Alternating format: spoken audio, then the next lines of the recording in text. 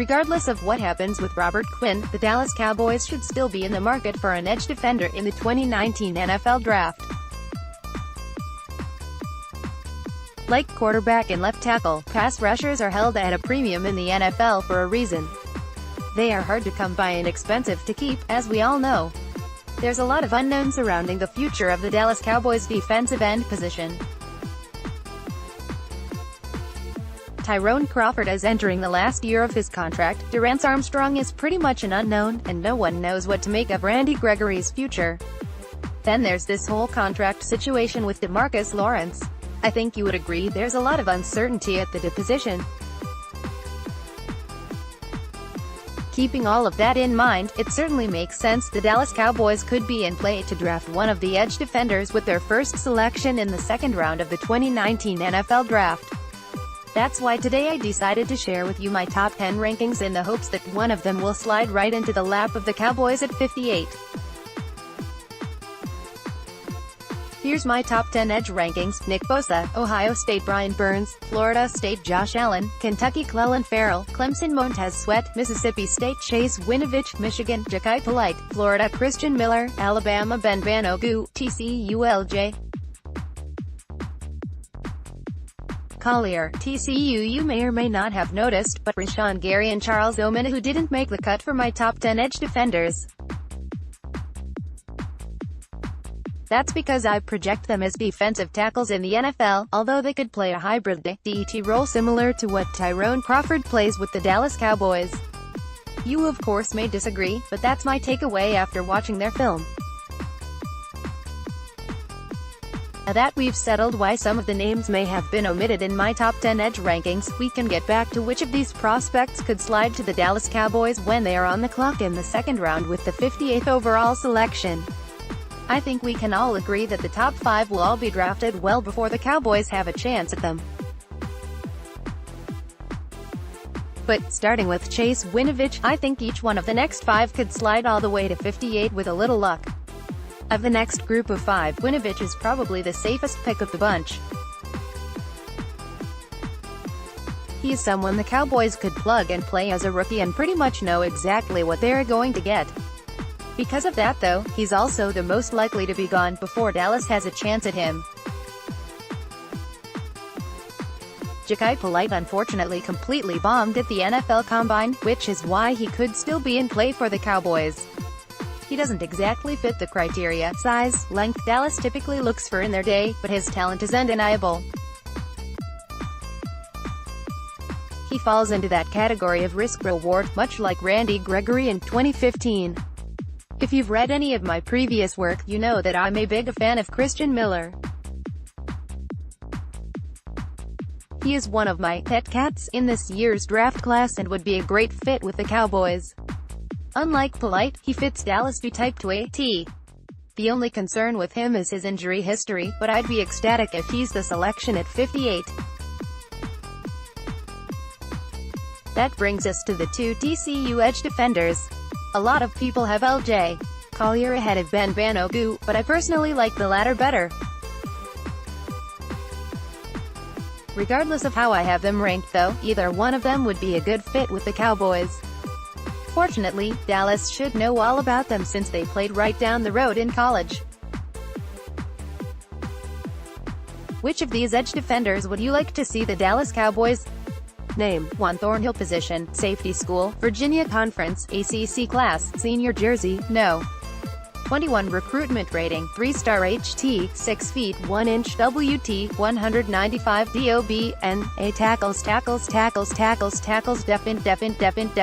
fumbles year school CONF class pos G solo ass tot loss SK int yards AVG TD PDFR yards TDFF 2015 Virginia ACCF RS2202 0.00.00002016 Virginia ACC SOS 1130 1545.3.01.0332 10.707001 * 2017 Virginia ACC Junior S 1247 1663 4.50.5441.001200 * 2018 Virginia ACC Senior S13-62698.4.50.6141 Career Virginia 14167-208 12.01.5 13177 13.60 2601 Highlights. Welcome to Highlight Creator. If you love college football and basketball, make sure you hit the subscribe button. Want to watch more highlights? Gotcha covered. https://www.youtube.com/watch?v=7fx3ssbcg5m Pros. 1. Thornhill possesses an intriguing skill set that should get him on the field early as a rookie. He projects best as a free safety in the NFL, but his background as a cornerback could cause teams to give him a look there as well. He is capable of starting at either position, which should only add to his value. Thornhill shows good range on film and seems to always be in the hip pocket of receivers on vertical shots down the field. Does well in coverage underneath as well. Gets into position to take away lanes. At his best in zone coverage. Has really good instincts and understanding of route concepts. Has the mentality that he's the one being targeted on throws and outfights the receiver for the ball. Possesses good athleticism to make open field tackles. Takes good angles in pursuit and is well balanced when arriving at the ball carrier. Has some pop through his pads, but is more of a cut-down tackler. Can quickly close the distance and will drive through a runner's legs to finish. Will fight through contact in the box and shows a good stout anchor at the top of route stems. Cons. 1. Thornhill has good, but not elite range, and his lack of burst could limit the system he plays in. Because of this, he might not be suited to play the single high, deep safety position on a team that plays a lot of cover 1. This could make him more of a scheme-reliant free safety in the NFL. Shows a little tightness through his hips. This makes him a little slow when opening up and transitioning to deep throws. His ball-hawking mentality can sometimes get him in trouble. Needs to show a better understanding of when that is acceptable, because he can hang himself out to dry sometimes. Can be fooled with play action and bait routes. Needs to show more discipline. Inconsistent as a tackler. Has a tendency to drop his head and go too low when trying to make a tackle. Needs to improve his aiming point and technique. Needs to also improve attacking blocks near the line of scrimmage. Doesn't necessarily have a slight frame, but could stand to add some more strength muscle. It'd help him when working in the box.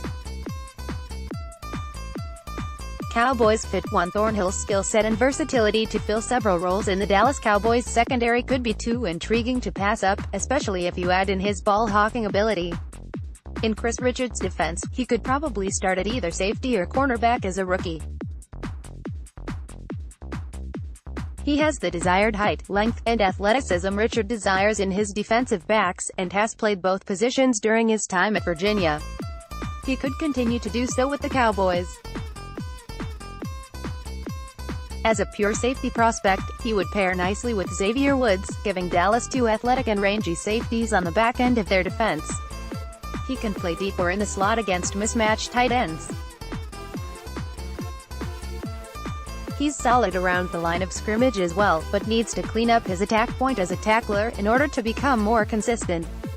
No matter how you slice it though, he's an upgrade over Jeff Heath. For the Cowboys to secure his services, they would likely have to take him 58 overall with their second-round draft pick. Name: Divine Ozigbo. Position: running back. School: Nebraska Conference, Big Ten class, senior jersey, no. 22 recruitment rating, 3-star HT, 6 feet 0 inches WT, 220 DOB, the 2nd of October 1996. Rushing, receiving, scrimmage, year, school, CONF, class, post, G at yards, AVGTD, rec yards, AVGTD, plays yards, AVGTD, asterisk, 2015 Nebraska Big Ten FRRB 8382095.51, 56212.40, 4327116.31, asterisk, 2016 Nebraska Big Ten SORB 9974124.255, 120.00, 102,512, 5.05, 2017 Nebraska Big Ten Junior RB 10,129,493, 3.83, 161237.70, 145,616, 4.23, 2018 Nebraska Big Ten Senior RB 12155, 10827.012, 23, 2038.80, 1781285, career Nebraska 4192196.5.221, 4948810.00, 4682684.5.721. Highlights. By the end of the season, Ozigbo had rushed for 1,082 yards and 12 touchdowns in 12 games. He became Nebraska's first 1,000-yard rusher since Amir Abdullah in 2014. He also ended with an average of 6.98 yards per carry, which put him at 4th in the Big Ten among players with at least 100 carries. Throws. Tyrone Ozigbo looks the part of a prototypical NFL running back. He has a well-muscled, thick frame, with a strong lower half. He is a physical runner capable of playing in a power, gap or zone blocking scheme, but probably projects best as a zone runner. Has the skill set to be a 3-down player, with starting potential. Low tread on the tires, only 419 career carries at Nebraska. Ozigbo runs with good patience on film, slow to, fast through, which gives his linemen time to secure their blocks. Runs with good power and leg drive, but also has nimble feet with the elite ankle flexion that allows him to make quick lateral cuts to evade defenders. Finisher in short yardage situations. Shows good vision. Waits for defenders to commit to their run fits before hitting the cutback lane. Has surprising burst and elusiveness for RB his size. Can be a threat in the passing game both out of the backfield and split out wide. Has shown the ability to run basic route stems when split out wide. Is a solid hands catcher and has shown he can catch passes thrown outside his frame. Quickly goes from receiver to runner and is surprisingly elusive in the open field. His size helps him in pass protection. He has a strong punch and long arms to keep defenders at bay, but also understands how to absorb contact. Cons. One-year wonder. The lack of production at Nebraska might be the biggest concern about Tyrone Ozigbo as a running back prospect. He had to finally transform his body in 2018 to get on the field, but found success once that happened. Can he maintain that kind of discipline in the NFL? There are also concerns about his long speed. As a runner, Ozigbo may be only a zone runner in the NFL. Might be scheme-dependent. There are times on film where he struggles with his vision, especially when there are multiple offensive linemen pulling. Will also struggle with his reads at time. Better when his reads are clearly defined pre-snap. Takes time to hit top speed and it looks lackadaisical at times. Might take time to adjust to the speed of the game at the next level. In the passing game he has struggled with passes thrown at a high velocity. Has double caught, bubbled, and dropped a number of high-velocity passes. This could be an issue, because he doesn't have the softest hands to begin with. Needs to clean up his technique and pass protection. Will telegraph cut blocks, allowing defenders to easily avoid and pressure the quarterback. Could stand to become a better route runner to be more of a factor when split out wide as a receiver. Cowboys fit. Tyrone Ozigbo is reportedly one of the Dallas Cowboys' 30 pre-draft visitors, suggesting the former Cornhuskers running back is already on their radar. He would immediately become the RB2 behind Ezekiel Elliott as a rookie and give the Cowboys a formidable 1-2 punch to wear down opposing defenses. He possesses an intriguing skill set, but isn't the change of pace got back many have wanted to complement Zeke in the running game. Ozigbo is a physical runner with a surprisingly nimble feet and flexibility for RB his size. At Nebraska, he was at his best when running inside zone plays, which just so happens to be a staple in the Cowboys' zone blocking scheme. He is also a threat as a receiver out of the backfield and a solid pass protector. Overall, he has a three-down back and someone who could help lighten the load on Zeke's shoulders. He could be a steal for the Cowboys on day 3, which is where he's projected to be drafted. The Dallas Cowboys have done an outstanding job of filling holes with some cost-effective free agents so far in free agency, which should allow them to approach the 2019 NFL Draft without any glaring needs. This should free them up to take the best player available if they so choose, but they still have to keep the future in mind as well. After all, there are several players on a one-year deal or entering the last year of their contracts. For this 7-round Dallas Cowboys mock draft exercise, I decided to use the mock draft simulators for Draft Network and FanSpeak. I was curious to see the difference, if any, between the two. I have to say, even though I used 2 different draft simulators, I was pretty happy with the way things turned out. Let's take a look. Road 2, 58, Christian Miller, Christian Miller. Road 3, 90, DT, Tristan Hill South, Amani, Hooker. Road 4, 128, OT, Bobby Evans, Tate, Kahale Warring. Road 4, 136, S, Marquise Blair, RB, Rodney Anderson. Road 5, 165, WR, Jalen Hurd, DT, Michael Dogbe. Road 7, 241, RB, James Williams, WR, Cody Thompson. Even though I used 2 different draft simulators, you can clearly see the positions I was targeting for the Dallas Cowboys. I think each one of these players I selected can challenge for a starting job in 2019, but at the worst can be solid depth this year and then become starters in 2020. Let's dive into this a little deeper so I can tell you why I selected each one of these players. Second round, 58th overall, Christian Miller is the only player I drafted in both mock drafts for the Dallas Cowboys. He is one of my pet cats this year and someone who I believe fits the criteria the Cowboys look for in their defensive ends. I believe he could challenge to be a starter as a rookie, but at worst would be a really good rotational piece with starting potential down the road. Third round, 90th overall, Tristan Hill is a penetrating DT who could challenge Malik Collins to become the starting 3 technique as a rookie, but at the very least be a really good rotational piece with starting potential. Amani Hooker is someone who I believe could start next to Xavier Woods as a rookie, even after the Dallas Cowboys added George Iloka to the mix. Fourth round, 128th overall, Bobby Evans has the ability to play the left or right tackle position in the NFL and could immediately challenge Leo Collins at RT. At worst, he would be Collins' replacement in 2020.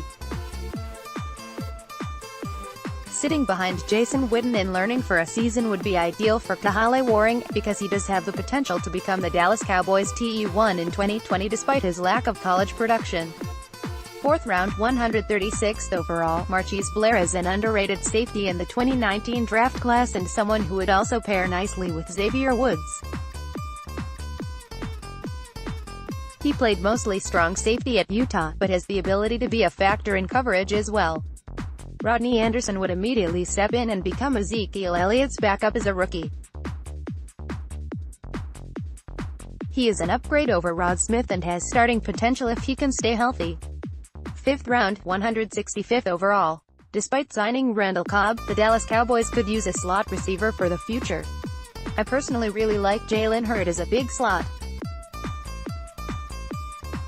He gives the Cowboys some size at the WR position and a big target for Dak Prescott to throw to in the slot. Michael Dogbe is another potential 3 technique with starting potential for the Cowboys. He'd likely be a rotational player as a rookie, but could take over for Malik Collins in 2020. 7th round, 254th overall, James Williams would bring an intriguing skill set to the Dallas Cowboys as Zeke's backup running back. He is arguably the best receiving RB in the entire draft out of the backfield and when split out wide like a WR. Cody Thompson reminds me of LA Rams WR Cooper Kupp and would play a similar role with the Cowboys.